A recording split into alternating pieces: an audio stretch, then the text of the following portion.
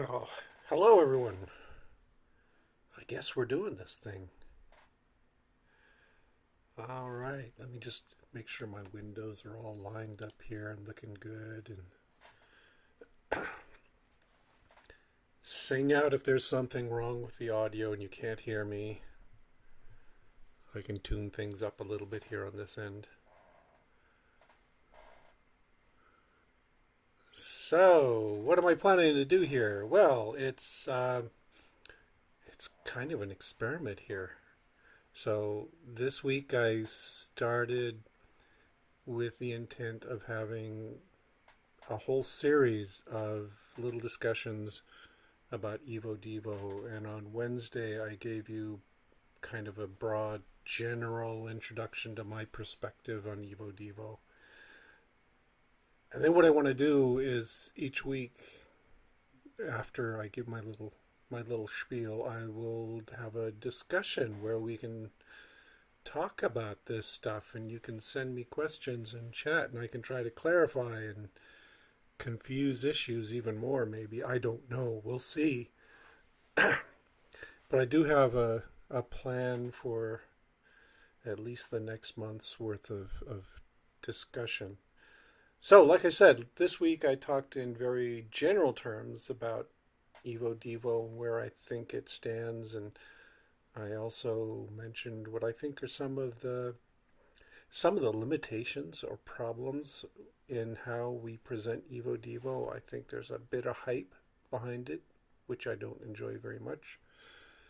And so I talked a little bit about that. Next week, what I want to talk about is the work of Christiane Nusslein-Volhard and Eric Wieschaus.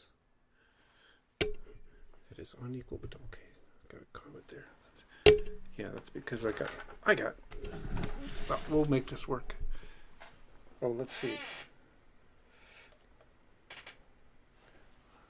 Let's try that. Does that sound better? I hope. Anyway, so as I was saying, next week what I want to do is talk about the work of Christiane Nusslein-Volhard and Eric Wieschaus, who did what is okay. Well, we'll see. Anyway, so I want to talk about Nusslein Volhard and Wieschaus's work next week because I think it was kind of the watershed moment. That's when everything kind of took off. Worse, actually. Oh man. Okay. Let's do this. Maybe that will help. All right. So anyway, that was a watershed moment for Evo Devo, I think, because what it was this instant. No, it wasn't an instant. It was years of really hard work in which they did a whole lot of very cool genetics and worked out a lot of homologies, and it was great stuff. And I'm going to talk about that for sure next week. I'm still looking for the ideal paper because one of the other things I want to do is post a link to a paper ahead of time so that we can all be speaking in the same wavelength. The catch is that when I went looking for the original papers, oh man, they are amazingly technical. Yeah, so it's like, do I really want to try and explain the details of advanced genetics over YouTube? And what I aim to be short 20-minute to half-hour talks. Oh, no, I don't want to. And really, I will probably link to some of these papers. There's a really good summary of the whole series of experiments by Eric Wieschaus that he published in 2016. But it's gigantic and it's huge and it goes into excruciating detail on the genetics of these crosses. So yeah, I'll put that out there, but I got to find something that's a little bit more general and that won't scare listeners away. And right now, I'm kind of leaning towards the Nobel speech by Christiane Nusslein Volhard. It's really good. It's not too difficult. Okay, I'm getting more criticism when you put that on. You're right away about the. Oh, this one. Well, we can just zoom in here real close. Okay, so anyway, I'll be talking about that, and maybe you'll enjoy the Nusslein Volhard speech. It's kind of a little bit more than I expected in some ways because Yanni Nusslein Volhard and Wieschaus won their Nobel primarily for the work they did on Drosophila. And they did a lot of groundbreaking work on the basics of early development in Drosophila. And then what was kind of cool is after they did all this work on flies, Yanni actually came to work in the lab I was in for a while. So I was in Oregon at Chuck Kimmel's lab, at his zebrafish lab there, and Yanni Nusslein Volhard showed up before she won the Nobel Prize. But yeah, so I got to meet her there. She came in to learn all about zebrafish, and so her book or her speech was all about the similarities between Drosophila and zebrafish, how invertebrates and vertebrates actually have a lot of deep homologies. So it's good stuff. So we'll try to give you a link to that. Towards a new. Oh, so Jackson recommends Towards a New Evolutionary Synthesis by Carroll. Yeah, it's kind of that title just rubs me the wrong way. It really does. I love Carroll's work and the paper's good and there's great stuff in there, but he keeps talking about how Evo Devo is this new evolutionary synthesis, and it's not. It's not. It just grates on me that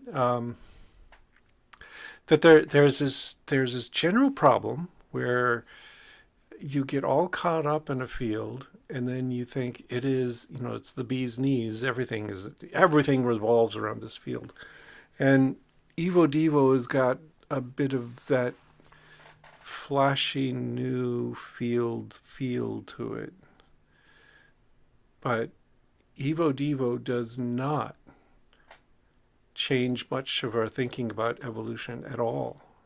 It's just not there. Um, for instance, when I talk about Nusslein Volhard and Wieschaus's work, uh, they were looking at development using sophisticated genetics tools that were already present. I mean, some of them they worked out on their own. There's a lot of creative genetics work in there. But you wouldn't suddenly announce that Evo Devo and fruit fly development has revolutionized modern genetics, because it didn't. It it was a brilliant, beautiful outgrowth of genetics. Similarly, Evo Devo, I don't think really revolutionizes evolution at all, and it's part of the whole evolutionary synthesis. I agree with that part, and it's just been kind of neglected, by evolutionary biologists. So it's more like here's this cool thing we're doing, and we think it belongs in the canon, and please, could you include us in the big story of evolution? And I don't think we succeed by going up to evolutionary biologists and saying, "Hey, we've just revolutionized your field, and we're adding so much to you." I just don't see it working that way. So yeah, yeah. Okay, question there. The Sean Carroll in question is a different person than the Caltech physicist. Yes, it's Sean B. Carroll, uh, who's at University of Wisconsin Madison and does work with Howard Hughes Medical Institute and all that kind of good stuff. There are multiple Carrolls. There's also a third Sean Carroll, no relation, I don't think, who is a developmental biologist.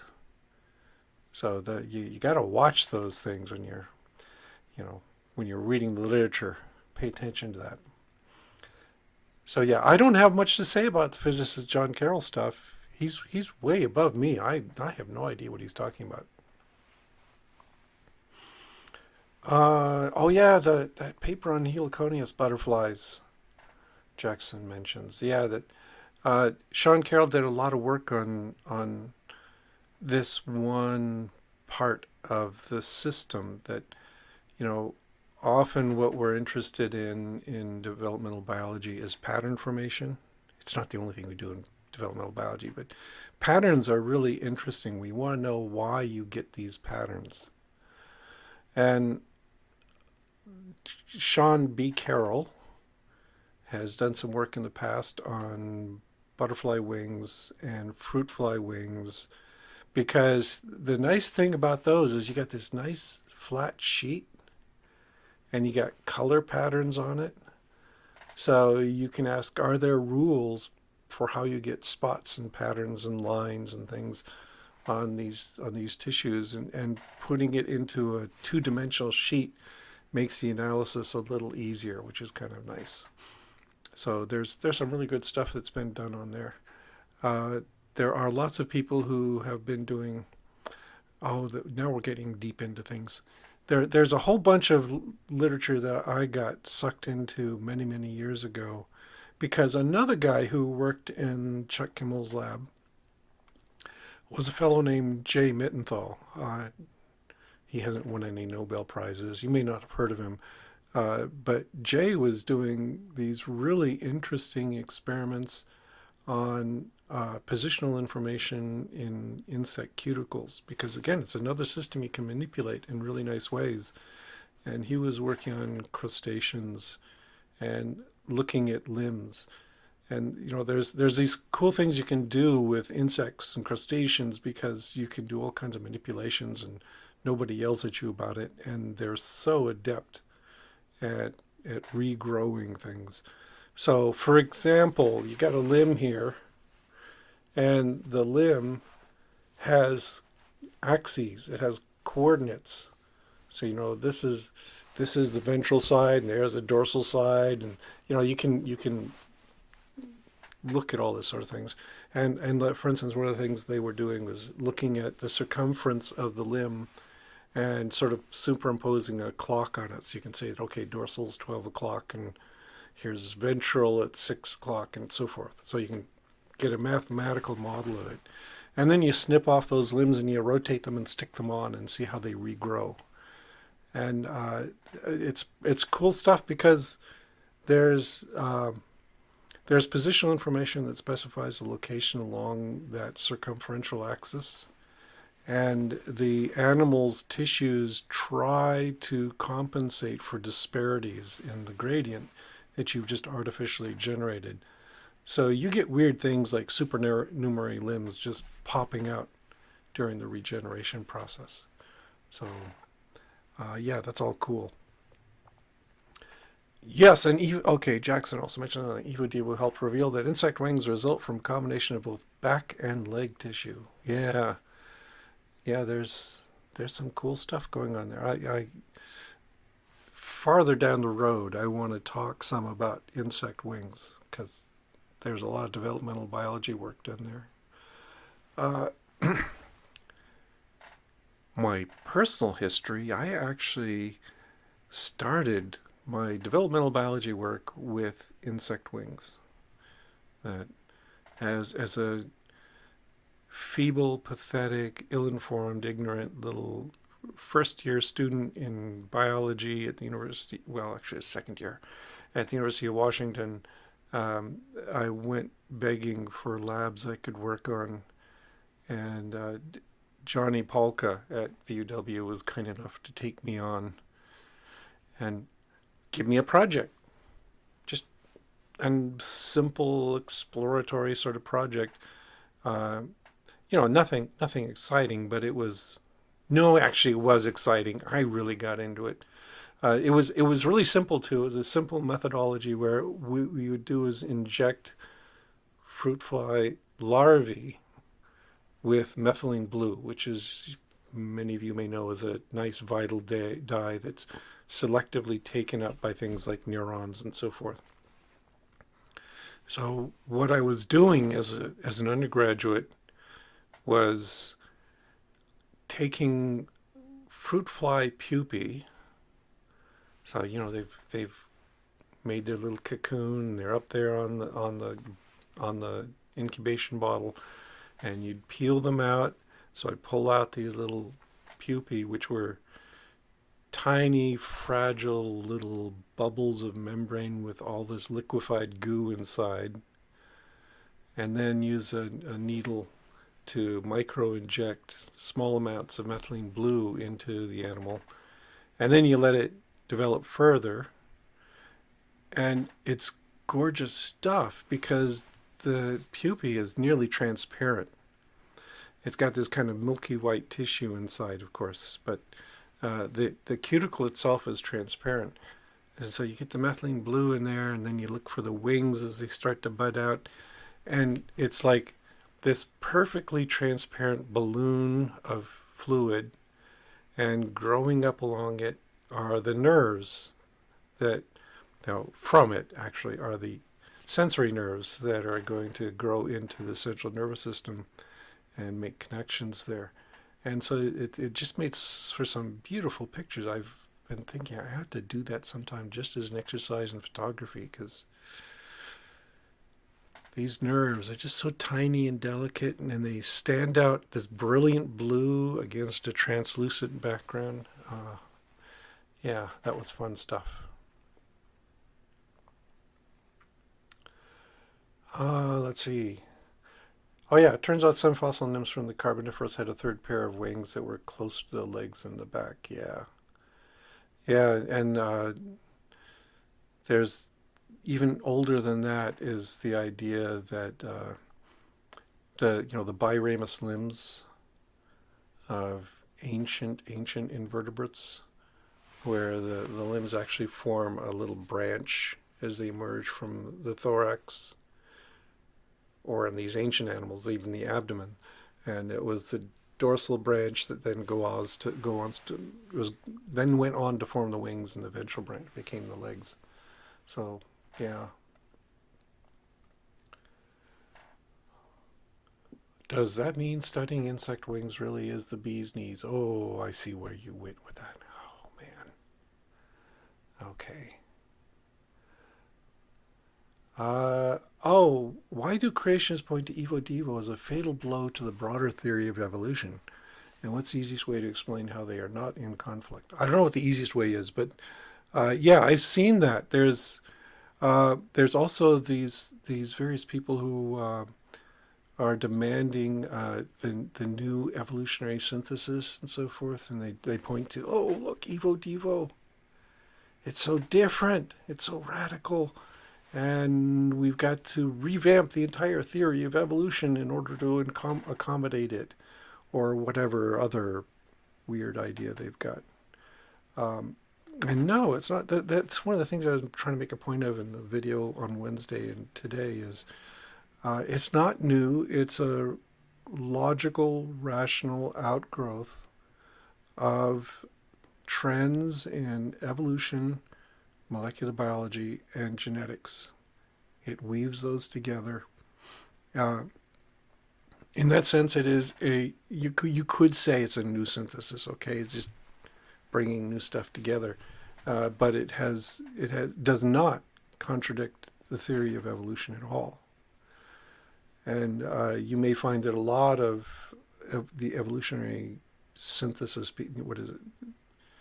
Yeah, those weird EES people. Um, that often what you find when you read them is that they don't understand evolution either. They don't understand development. They don't understand evolution, and all suddenly they're looking at Evo Devo as their revelation, the one new thing that will rescue them. And no, it doesn't. Um, yeah, and what I would do is just tell them, go back to the drawing board. You got to go read some modern evolutionary biology because you're not getting it. It's not really a contradiction. Is it possible that creationists are confused more by labeling it new? Yes, I kind of, yeah. That's actually my primary objection to Sean Carroll's book, Endless Forms Most Beautiful, is I really like the book, and I think it was a good introduction to the field. However, he put so much emphasis on the newness that yeah, it's just marketing hype, and it's also because in many ways it is so exciting because we are seeing exciting new results. Uh, it's not as if we're rehashing stuff that we're not. It's not like we're just doing plain old ordinary genetics or plain old evolutionary biology. It's trying to tie together these fields, and that's giving us new insights into at least the evolution and development of animals. That's another gripe is we don't pay much enough attention to all the other organisms that are out there. Yeah, so they're just seeing new as a good way to sell the field, and that's that's fine.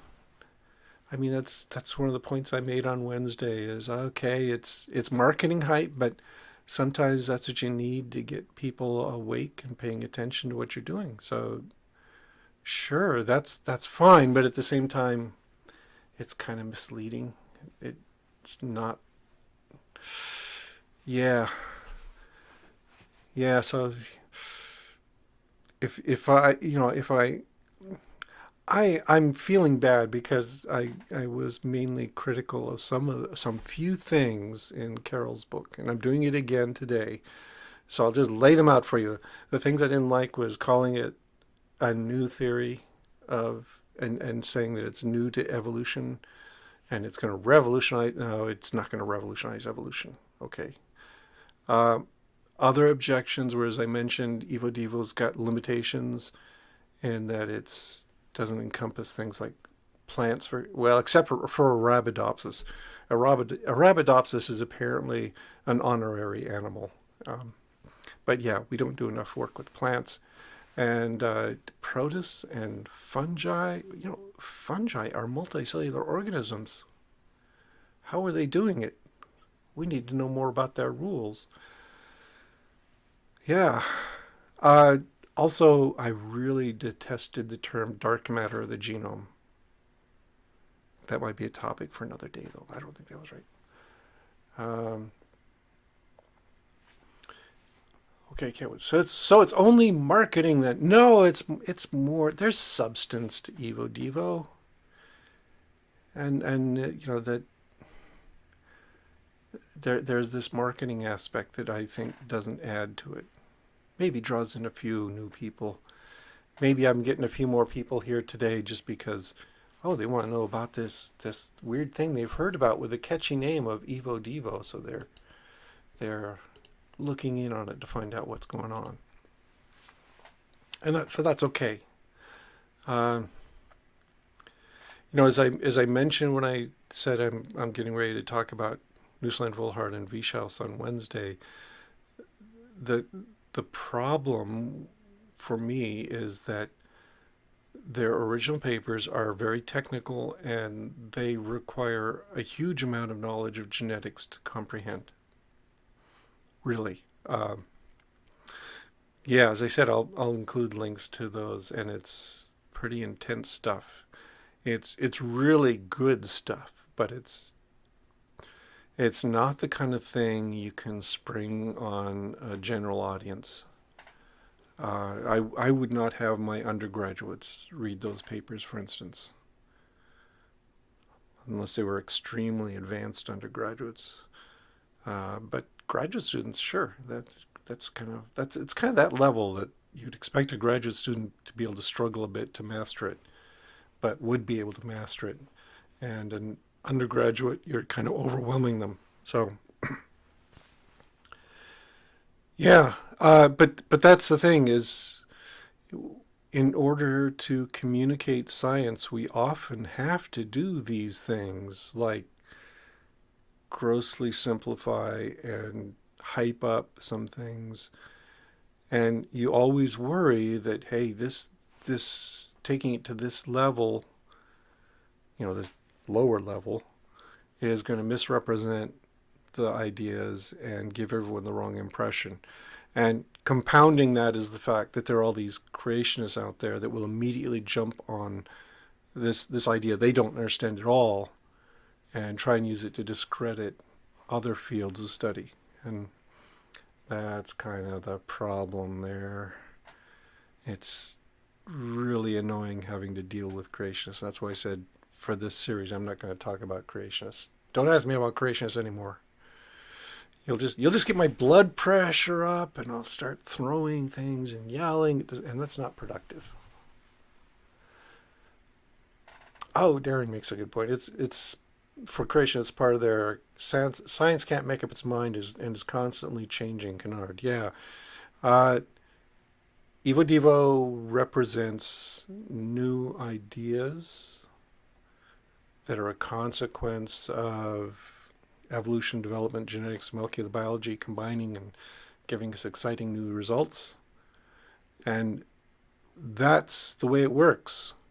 That's why science is always going to work, is we're constantly doing our jobs to develop new ideas, and that requires some revision of old ideas and old explanations, and that's going to be ongoing. It's not a weakness of science, it's a strength. So yeah, we don't use Darwin's Origin of the Species much in science classes anymore. It's really good in a literary sense. It's also challenging in a philosophical sense. It's good stuff to read, but when you're teaching biology, that's not appropriate anymore. We got to move on to the latest and greatest and all-encompassing ideas. Okay. What are some of the current frontiers of Evo Devo? Oh, what a hard question. What kinds of questions are major foci of the field right now? Oh, there are so many. Yeah, it's like these early years of Evo Devo have just sort of cracked the shell, and we're starting to get down into it and trying to figure out what's going on. Um, what do I think? What do I think? This has got to be a personal perspective because everybody's got a different idea.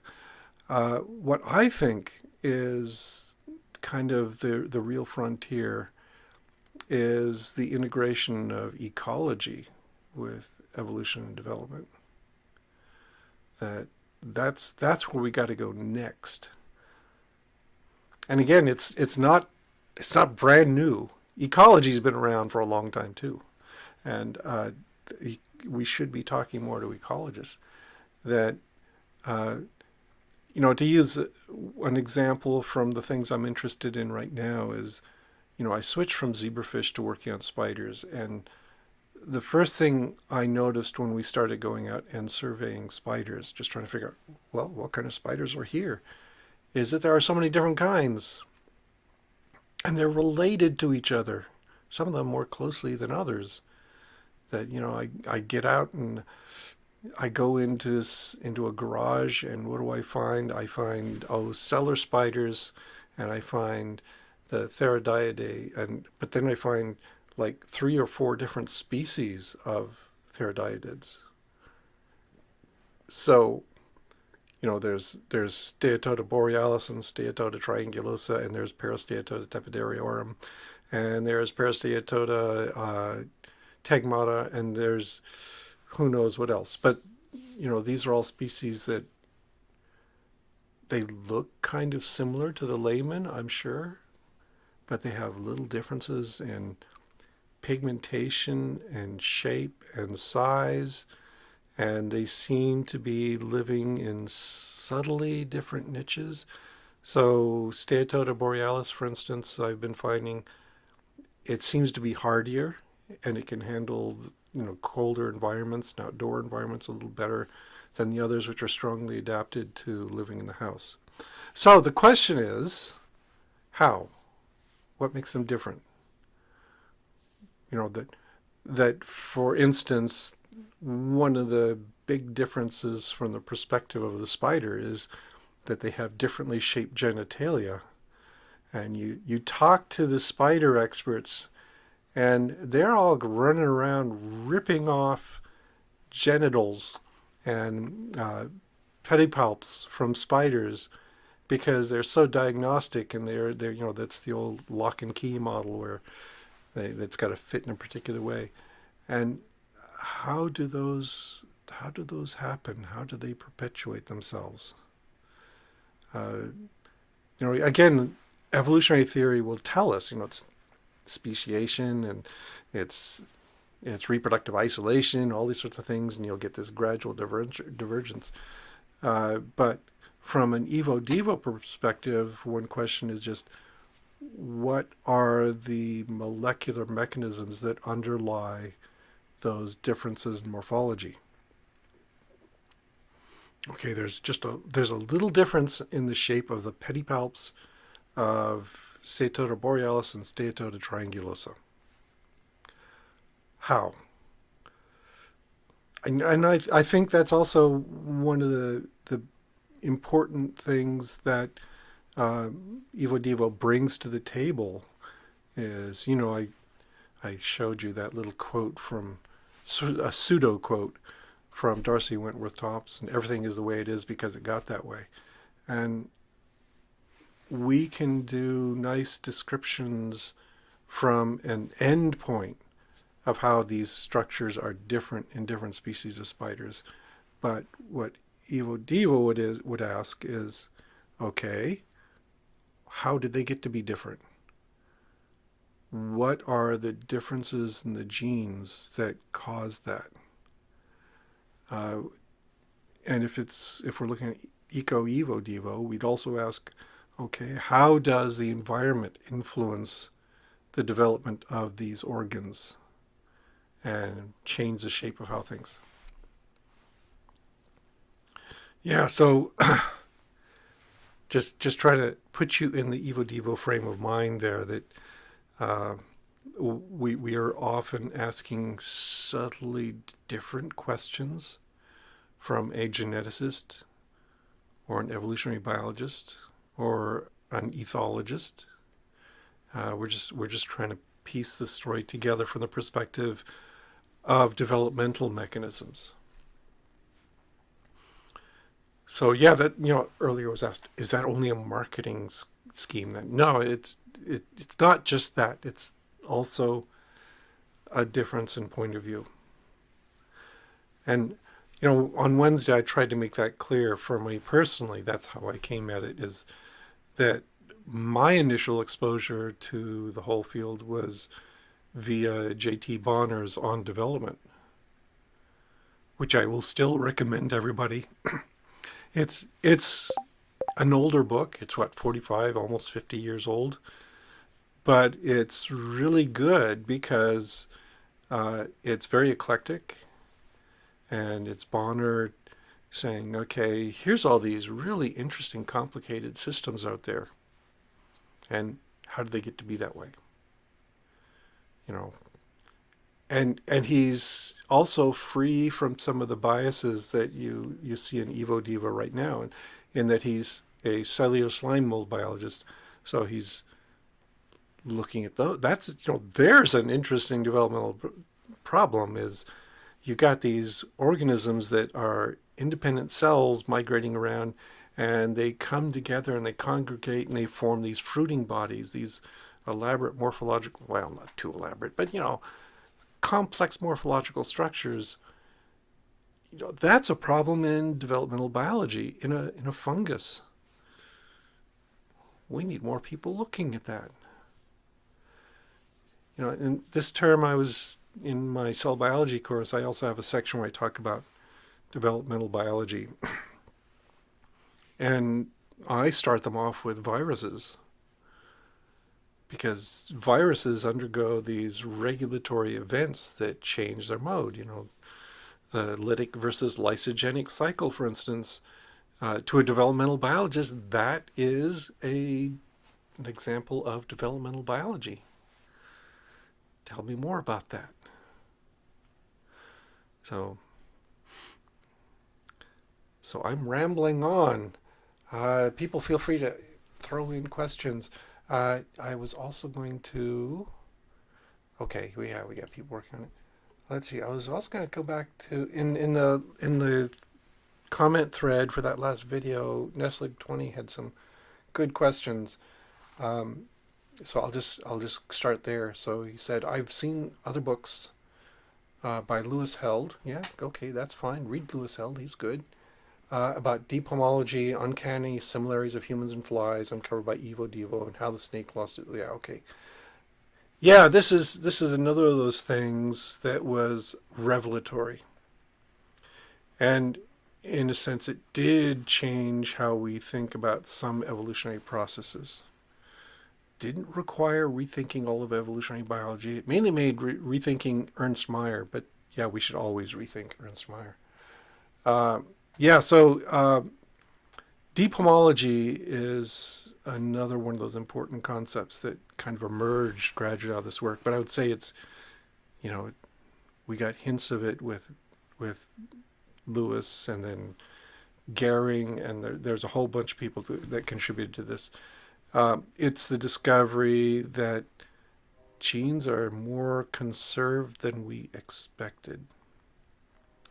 So, Ernst Mayr, for instance, years ago was speculating wrongly, as he often did, that you wouldn't find any similarities at all in the genes of insects and vertebrates because they've been separated for so long and they've been adapted to such different lifestyles and such different environments and such different demands that he predicted that everything would have been just it would just be radically different and you just wouldn't see any kind of similarities between them. And then when people first started comparing the genes of these different organisms, the surprise was, oh man, there's so many deep homologies here. There's stuff that specifies the structures of these organisms that are the same in insects and mice, for instance, which kind of blew people's minds for a while. Let me back off from that a little bit, though, because it's really easy to overstate that what we find is common structures like, as people are mentioning already, the Hox genes, yeah, and things like the MADS boxes in plants, where we've got a common methodology for specifying positional information. And that's retained. So the last common ancestor of insects and vertebrates would have had a common problem that we still have, which is you got to specify what's the front end of the animal, what's the tail end of the animal, what's dorsal, what's ventral, and would have set up a scheme to do that. And the scheme seems to involve in the activation of genes like the Hox genes, sequential patterning via the Hox genes and other genes. And that has been retained, which makes sense because last common ancestor would have had, a roughly segmental organization, would have had a front end and would have had a back end.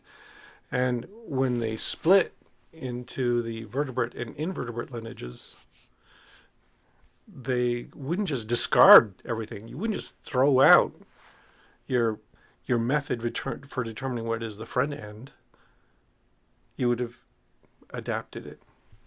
So as I was saying, it's you can overstate that, though, that what we've got is a core pattern for specifying position, But when you look at the organisms, at the details, they're obviously different. It just jumps out at you morphologically, of course. The head of a fly does not look like the head of a person, unless you're watching the movie The Fly. Anyway, so they're very different. So what that's saying is that there's a sequence of things that happen in development, and it's easier to make changes in later portions of the sequence than in the core stuff. And so that gets retained.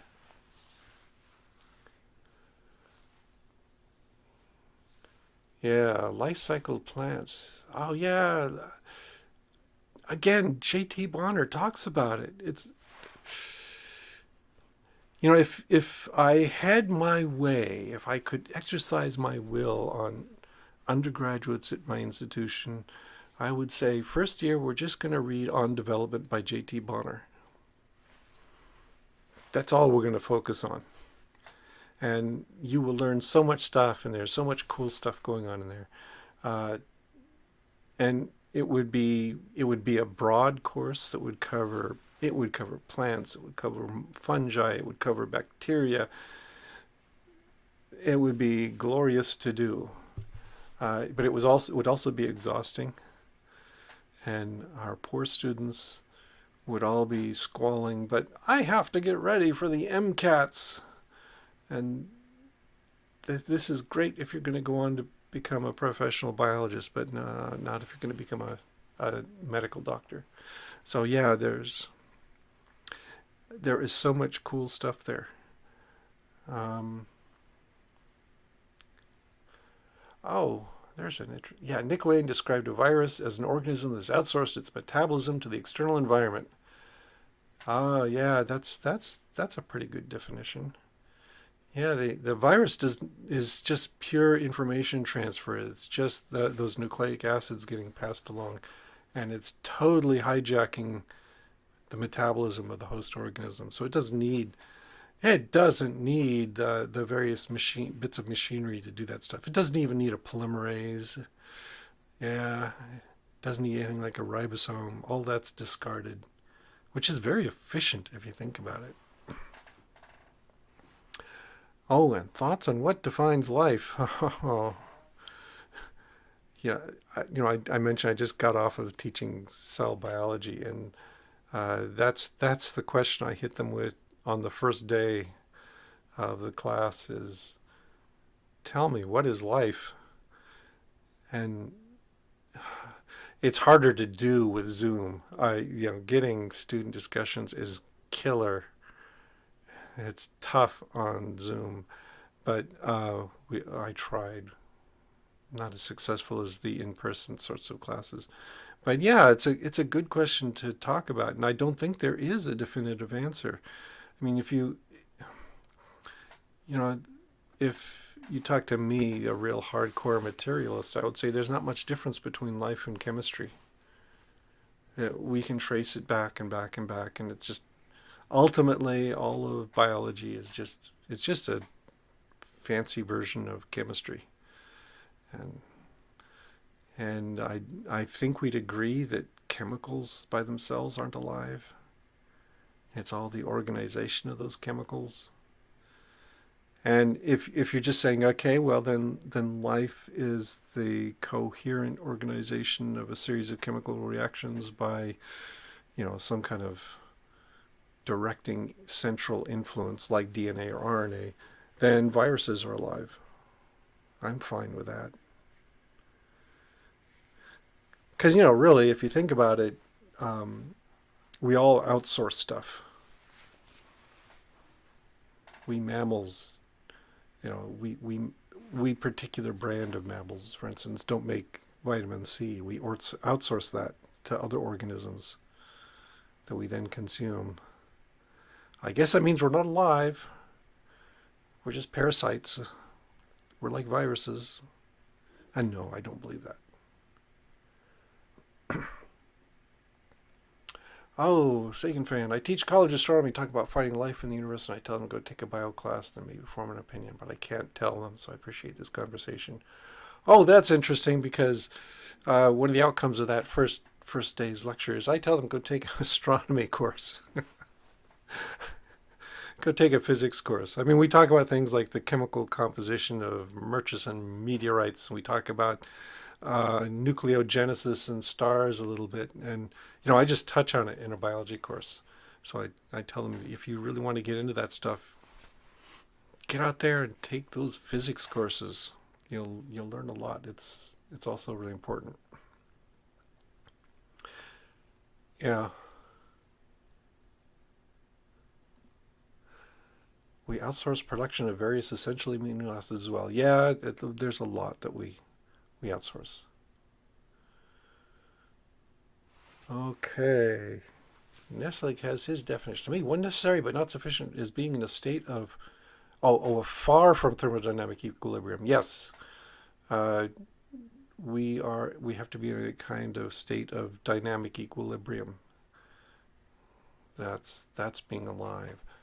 And I'll just be a troublemaker and say, okay, well, what about when tardigrades are in their hibernation stage, when they've glassified all their tissues and they're not reacting anymore? Do we call them alive anymore? And viruses are not in dynamic equilibrium, are not in equilibrium when they're in the cell either. Do they become alive and then disappear? Yeah, it's a murky thing. Is my consciousness continuous if I go to sleep at night and it shuts down? Okay. Oh yeah, there's another good. So John Steen Rediker, I don't know if I pronounce that name. It's just a lot more mechanistic when you understand the mechanism. I know that as a tautology, but to realize life works in such an explainable way removes the magic, which is good. Yes, I agree.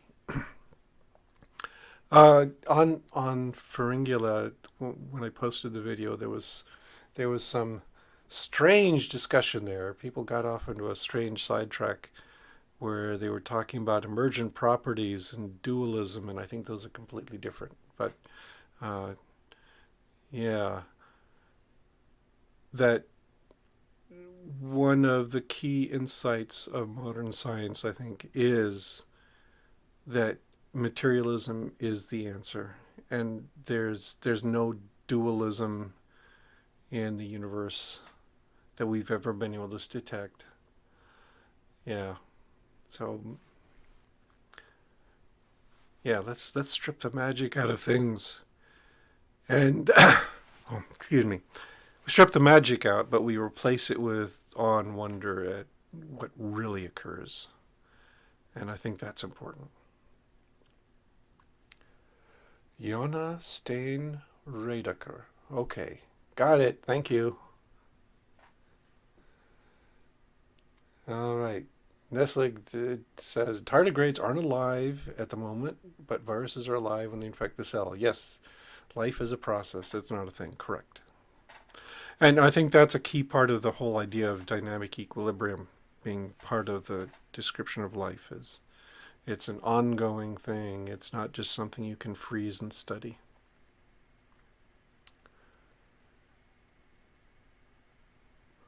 Oh, I don't know anything about that. Okay, the question is currently studying evolutionary ecology. I'm on Cambridge International curriculum, but recently rely heavily on the Rice University OpenStax textbooks. Is OpenStax reliable? I don't know. I haven't dug into that. Yeah, I should be looking into that a little bit because the, this is a little sidetrack, but one of the problems with teaching at a university is we are the milk cow for many publishers who sell us ridiculously overpriced textbooks. And one of the things I would love to do is find a standard open source textbook that I could just use year after year for introductory undergraduate biology courses because they don't change very much. Yeah. Why do I have to have a new edition of my genetics textbook every year? We're just studying standard transmission genetics, and there haven't been any revolutions in that. We're doing the same thing over and over again. I mean, near the end of the course, I try to introduce a few papers from the scientific literature that give them some of the new cool stuff that's going on. But I don't need a textbook to do that. And yeah, it's painful. I will look into OpenStax. Yeah, I'll have to check on that. The other problem, of course, is institutional inertia that um, we've been teaching these particular sets of textbooks for many years, and so we are used to them and we don't want to change. And then also there's, I don't teach single isolated courses. That is not how it works. I don't go in and teach cell biology and I'm done. It's because we have an integrated curriculum from the first year to the fourth year. And when I go in and teach cell biology in the second year, I'm supposed to be helping them acquire the building blocks so they can go on to molecular biology in the next semester. And they can go on to advanced electives beyond that.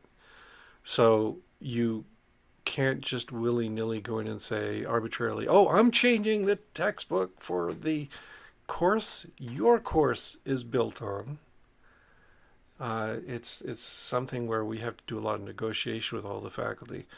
That what we want to do is, yeah, the key word I used earlier was integrate. We want to integrate everything in this curriculum. And so that means we want to pay attention to ecology in my cell biology course. And we want to prepare them for that as well. So that's like everything gets tied together. Oh, I see we've got the Nederlanders going at it in the chat. Good for you guys. Yes, I would like to think that Netherlanders are science minded, but the virus wand, I don't know that. Do you have the anti-vax people in the Netherlands as well? Probably. Yeah. Yeah, the other thing is I'm going to continue to do my bad science Sunday thing. And one of the things I was looking into was I should do something about these anti-vaxxers and yeah, the crazy virus madness that's out there. And I started poking around and oh man, they are nuts. I found this one guy who's arguing about how, he's using numerology that the coronavirus vaccine somehow stacks up to the number 666 and therefore it's satanic and yeah, and all the other things. And I looked at some of his stuff online and it was unbelievable. This guy goes on these 3 hour long rants, completely substance free, periodically breaking into prayer. And yeah, how do I get a grip on this? Like, it's just like mud and muck all piled together with this crazy stuff in there. And I just don't. So it's hard to get a grip on some of this, some of the anti-science stuff that's out there. Yeah, people who argue the virus is not real or overhyped or whatever, they exist everywhere. Yeah, I put up a post on Fringula this morning. I'm so disappointed because our state our state had the numbers going up for a little while, and then they started to drop, and that meant immediately that they had all to do all this wacky stuff, and start revoking some of the restrictions that they'd placed that would work. Well, thank you, and oh, now I got to pronounce this name, Annette Kathira. Is that even close? Thank you for the super chat. Yeah, all right. Death evolved to break institutional inertia. There's actually a lot of truth to that. I would actually agree with that. That's just the essence of the Red Queen hypothesis. Really, is that you've got these rapidly changing genomes because you've got to keep up with the changing environment and the changing threats in the environment. And yeah, so that's why death is there. That's why we don't have immortal organisms. If we had immortal organisms, they wouldn't change.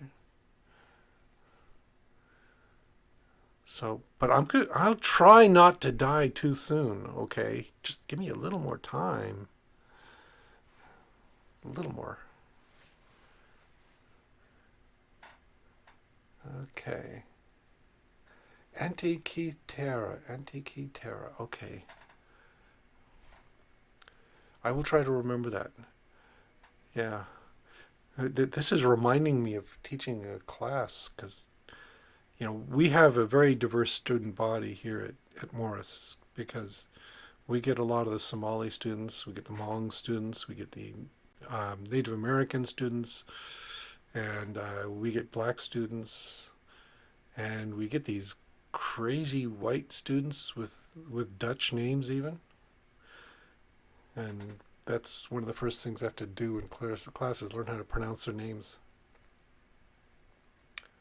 Oh, Antikythera. Yeah, I know what that's a reference to. The fancy contraption at the bottom of the sea that they think was an old mechanical navigational thing. Yeah, okay.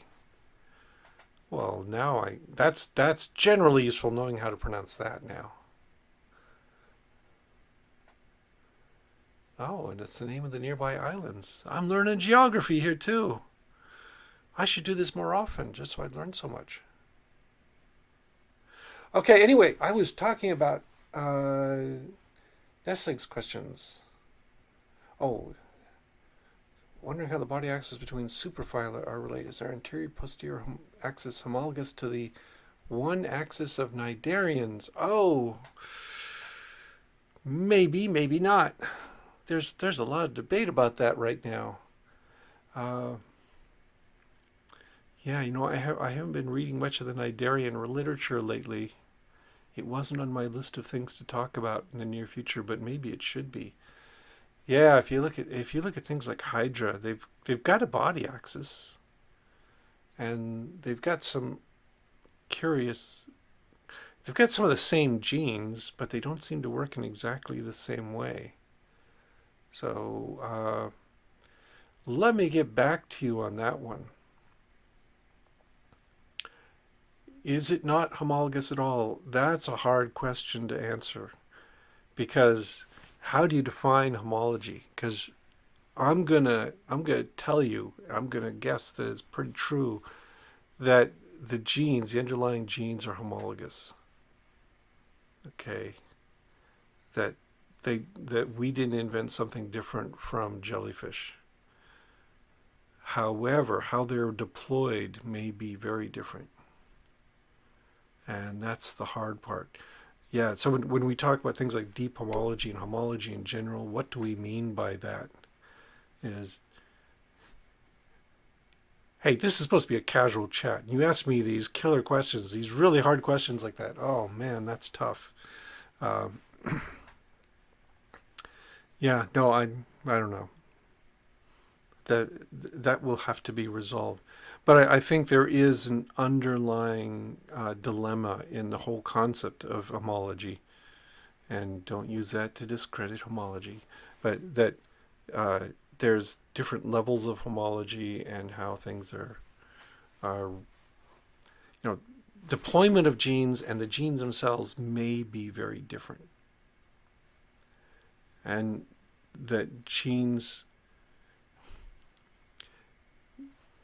part of the problem here too is that we often take for granted that the idea that genes are for some function, and they probably aren't. They are corralled into a function, and their function is also the product of interactions with other genes in their environment. So, to say this is a gene for X is not true. It may be a gene for X when it's in the environment of genes Y and Z, but it may be a gene for something completely different when it's in the environment of genes W and Y. You just, yeah, gets messy. Anyway, I don't know if I want to. Let's not get into that today, but I'll think about it. I'll think about if I can provide a succinct explanation for that. It's one of those things that might require a whole book to be written to explain. Yeah, so maybe the common ancestor of us and Gels didn't have a body axis at all. Yeah. And the same genes were co-opted to define the body axes in both independently. Yeah, that's quite possible. We'll see. Yeah, it's one of those things where people are going to do science and they're going to discover new facts and develop new ideas to explain the reality of what they found. And science will change. Yeah, always good to see. Okay, Nestle also asked about Gerhardt and Kirchner's book, The Plausibility of Life. I didn't like that book very much. I found that whole idea of facilitated variation kind of empty, and I didn't see what they were going to do with it. So, uh, no, I just don't see much to it. And that came out. That came out when? That was 15 years ago, 20 years ago, somewhere around there.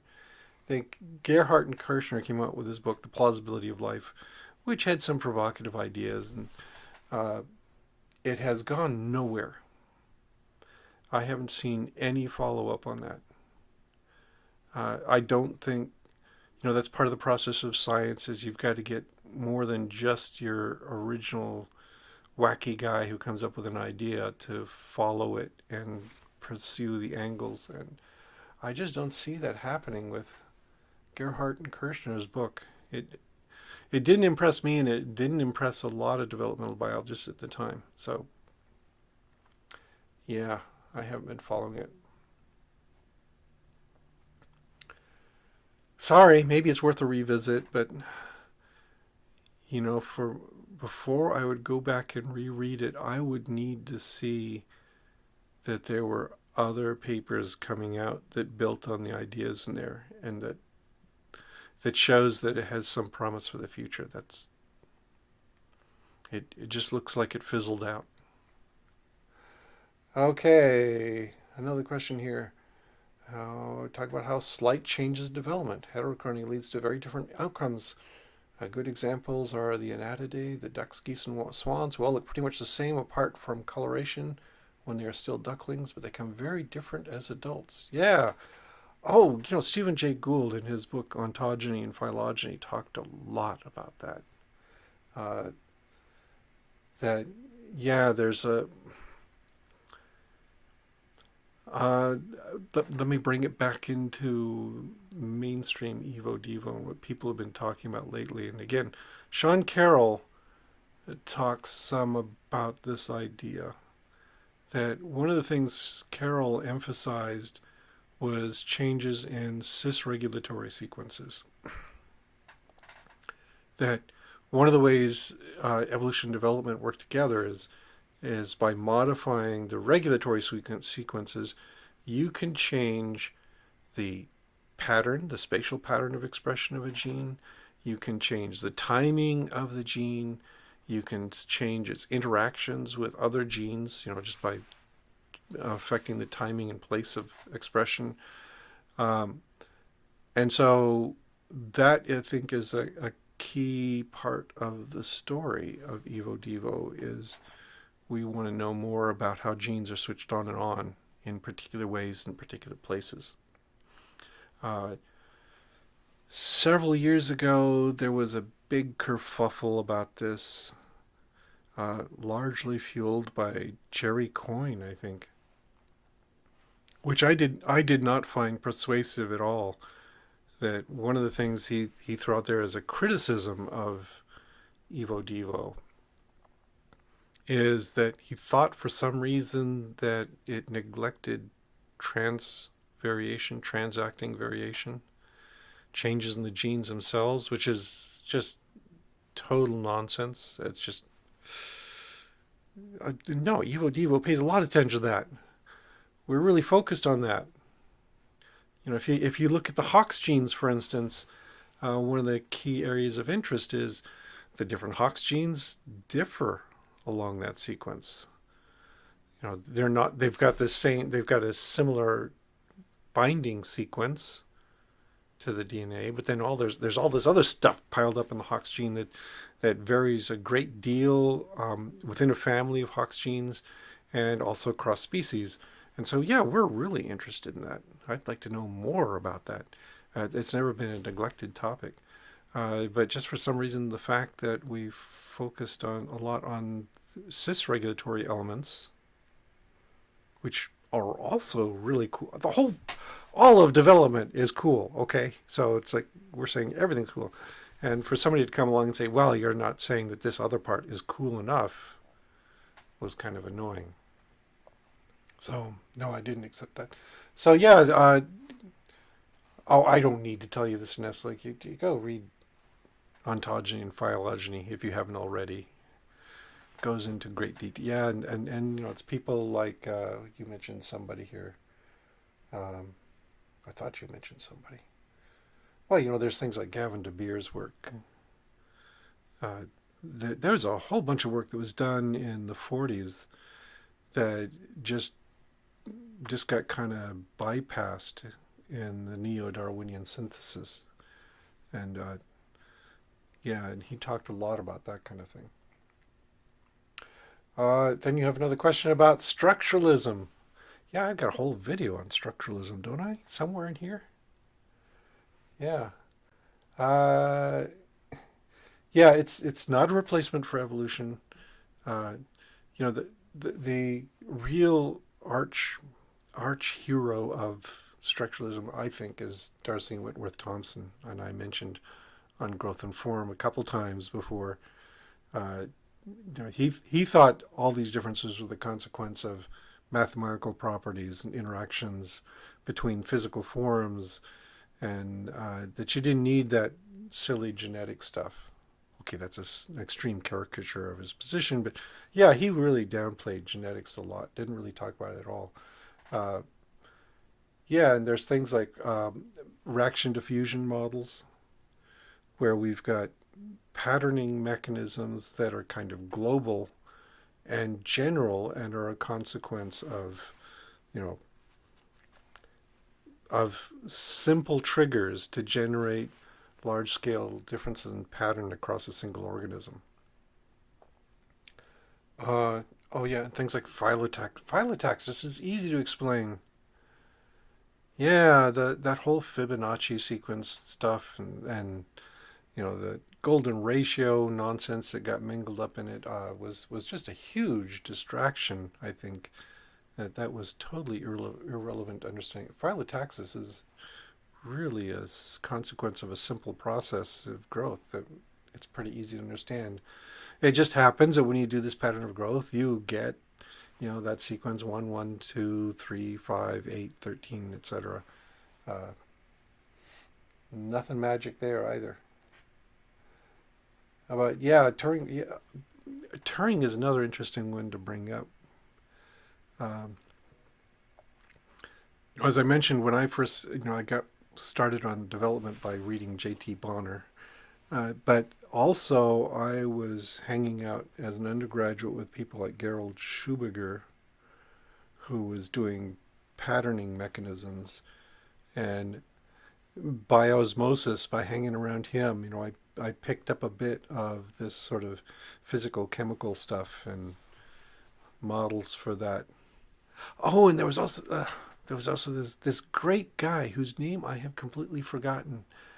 who always went to the Friday Harbor meetings of the Developmental Biology Society. Okay, every spring we had this big meeting out in the Friday Harbor labs, and we'd go out there, and there was always this one old guy who was always there, and he always had one thing he was talking about, and that was reaction diffusion models. He was really focused on those, and yeah, they're very seductive. That you start looking at these simple chemical models, and they seem to tell you that hey, there could be general physical rules to the universe that set up the patterns. That for instance set up oscillations, that define segmentation and all that kind of cool stuff. And it's kind of seductive and tempting to think that way. Unfortunately, when you start getting into the real developmental biology, you discover that nothing works that way. Um, there was some other stuff I've read in the past. By for instance Klaus Sander, who was Yanni Nusslein Volhard's postdoctoral instructor and advisor, who did these amazing, wonderful models, mathematical models of how you could get, these patterns in insects, these segmental patterns, and that's what we were looking for at first. Was there'll be simple things like morphogens that diffuse and they set up oscillating gradients, and the interaction of multiple gradients produces these subtle patterns. It's all very beautiful. It's all very Fourier transform sort of stuff. Uh, and it's that's not how they do it. It's just not how they do it. Once you start getting into the molecules, nope. You find patterns hard coded into the cis regulatory elements of the genome. It's it's was kind of shocking to see. But, I was getting in that too, as I was also getting into computer programming and doing a lot of software design and things like that. And discovering that was like suddenly discovering that this really cool software program that you'd been admiring for its elegance turned out to be a bunch of hard coded, data driven arrays at the core of it. That it was just doing lookups and lookup tables to generate these things. And yeah, but that's how biology works. It's always breaking your heart and then getting you excited about something new and different.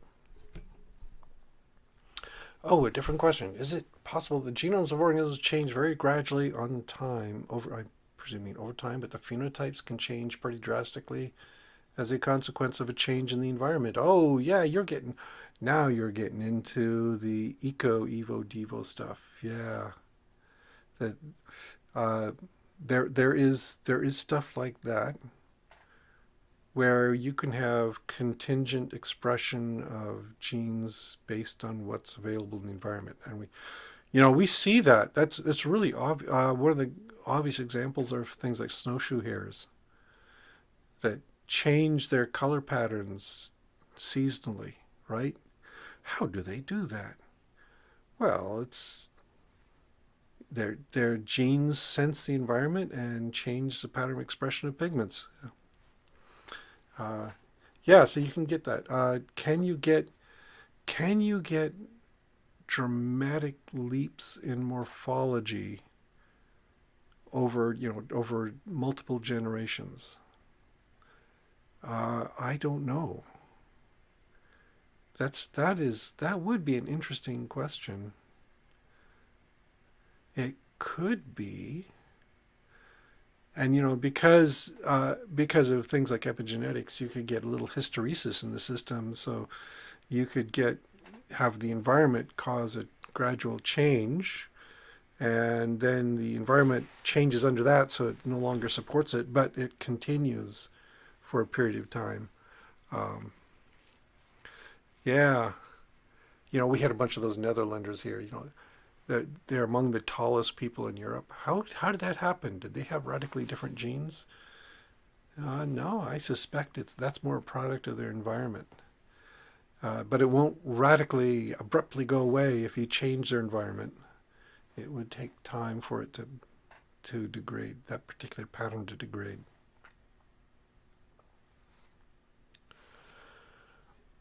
Okay, how are we doing here? Oh, we've been going for an hour and a quarter. I think we should think about wrapping it up. Okay. Yeah, we got a follow-up question about facilitated variation. Do you think that none of their ideas are correct?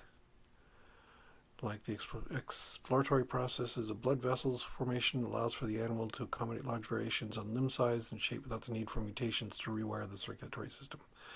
Uh, yeah, I don't think that's incorrect. So, uh, yeah, so the formation of the vascular system is strongly dependent on features in the environment and signaling in the environment. So, yeah, we it's quite possible that I'm not saying that Gerhardt and Kirschner are a bunch of crackpots who've got bad ideas. We should throw them all out. No, I'm saying instead that they had a model for evolutionary novelty that hasn't got anybody excited. That we're just not getting seeing much enthusiasm from the scientific community over them. And so I don't know. But yeah, the formation of blood vessels is also a really interesting topic. There's and patterns in general. For a while I was studying the formation of neurites and Rohan beard cells, which are the sensory cells that innervate the skin of embryos. And I realized that that's a really complicated and interesting problem because what you got to do is you got to form this curtain that's that covers the entire animal and covers the entire animal fairly uniformly. Yet when you look at the processes, they're all subject to random variation. So the neurites grow out, and what they do is they branch. So they make a branch, and they make another branch, etc. It's not a regular pattern. It's like you can just see it's sort of like a random branching. It's like looking at a tree branch outside, right? You look at a tree and you see branch and branch and branch again to generate an arbor that covers the entire surface. And there are constraints on that. You don't want to make by chance a series of chance branches that mean you're incredibly lopsided. You want it to be really even to get maximal coverage. And so formation of blood vessels in the tissues, it's the same problem. You have a general signal to trigger vascular growth, but you don't want every single blood cell in the neighborhood to suddenly charge into the source of that signal and suddenly get overvascularized and other areas are neglected. So there's some really complicated rules.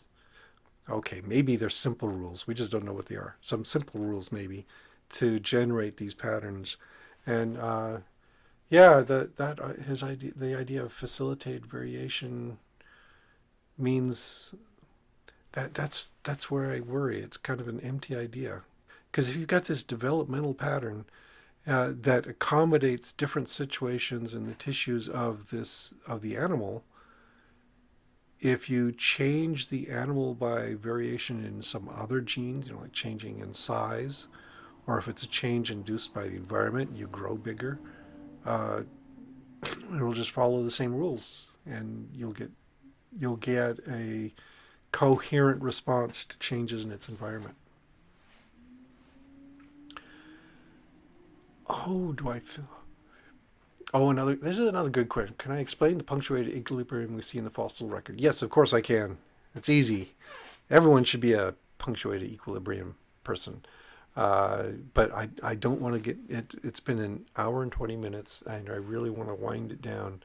I will write that down that maybe at some point I should talk about PE in the future.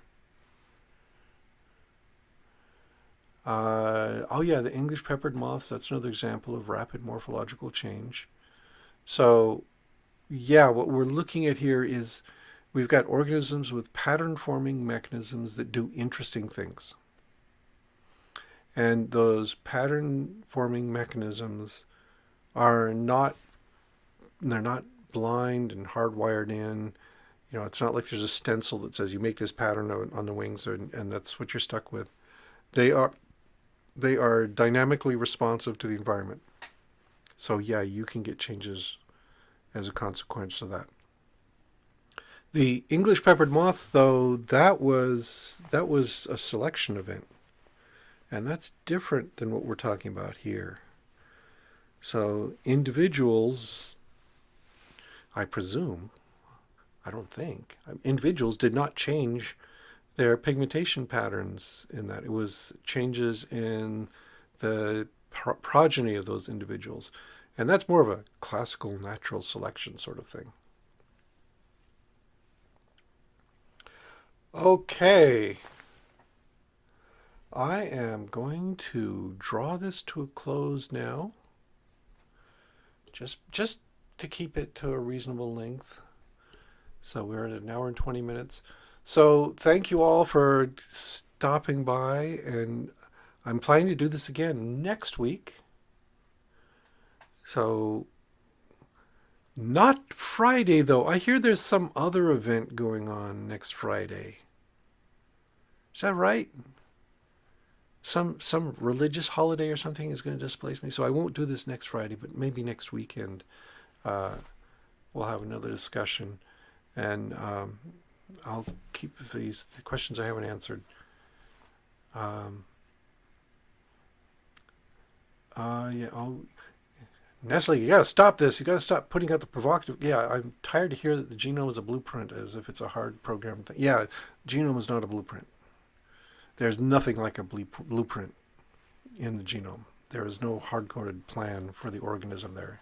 The organism is an emergent property of the interactions of all these genes, and because the genes are conserved from generation to generation, you get similar patterns emerging. That's how it works. Yeah, Newton Mass. That sounds like a good reason to have a holiday next Friday.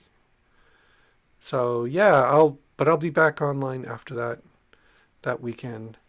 Uh, Man, we get all these Nederlanders here. So this is a ridiculous hour of the evening for you guys, isn't it? Isn't this like early morning? I don't know. If you guys are going to show up, I should accommodate my schedule a little more to make life a little easier for you guys. So, well, anyway, leave comments, send me email if you would really prefer. I can bump this down. I can make it later. Oh, this is a good time zone for Netherlands. All right. Oh, okay. Yeah, that's not bad. Yeah, okay. Then maybe I can keep it around the same time. Yeah, I've sort of tried to spread it out over the continental U.S. and we'll see. Okay. All right, but if you're in Russia or China, I'm sorry, you're out of luck. I may, we'll see. We'll work something out. Okay, well, again, thanks everyone. It's been fun. You guys had good questions. If this were a class, this would be just a winner of a discussion section with people contributing interesting things and exactly what I like to see in a class. So yeah, I hope we can keep this kind of interactive thing going. All right, so long. Thanks for showing up. I'm going to end this now. Like and subscribe, like all the YouTubers say.